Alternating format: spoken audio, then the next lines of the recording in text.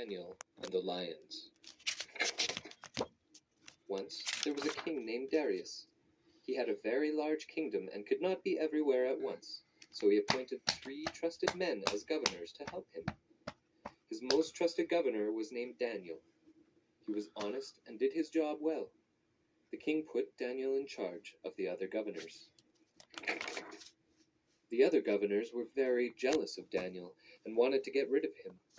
They thought hard to come up with a plan to make Daniel look bad to the king. Daniel, however, never did anything wrong. Worked hard.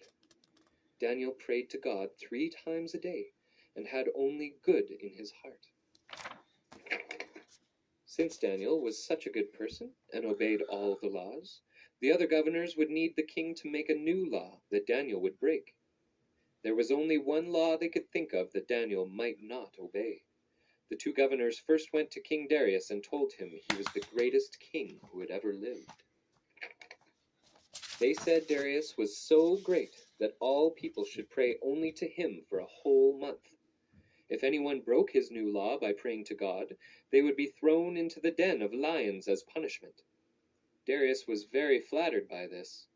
He thought it would be a good idea and signed the law. Daniel was aware of the new law, but he continued to kneel by his window and pray, not to Darius, but to God as he always did. The governors saw Daniel praying and told the king. Darius was very sad. Daniel had broken the law. He still liked Daniel the best, but he had to uphold the law he had signed. Daniel was arrested and thrown into the den with the hungry lions. Before they sealed him in, the king told Daniel he hoped God would protect him through the night. All night long, King Darius could not sleep because he was so worried about Daniel. No one had ever survived a night with the lions. Down in the den, however, Daniel was not afraid at all. He knew that God would hear his prayer and protect him from the lions. During the whole night, the lions were as gentle as house cats, purring and playing. God had sent an angel to make sure the lions did not open their jaws against Daniel. The next morning, the king rushed to the lion's den, hoping to find Daniel still alive. The stone was removed from the den entrance, and he called down into the den, "Daniel, are you all right?" Daniel smiled and called back to the king that he was alive and well. He told Darius that God had protected him. Darius was very happy to find his friend and trusted governor, Daniel, still alive. He knew his other governors had tricked him and ordered that they be punished in the same way they had wanted Daniel punished.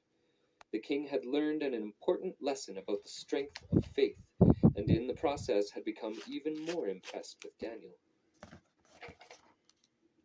King Darius was convinced of the powers of God.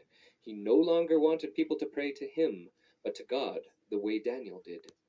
Darius made it a law that all the people in his kingdom should worship God from then on.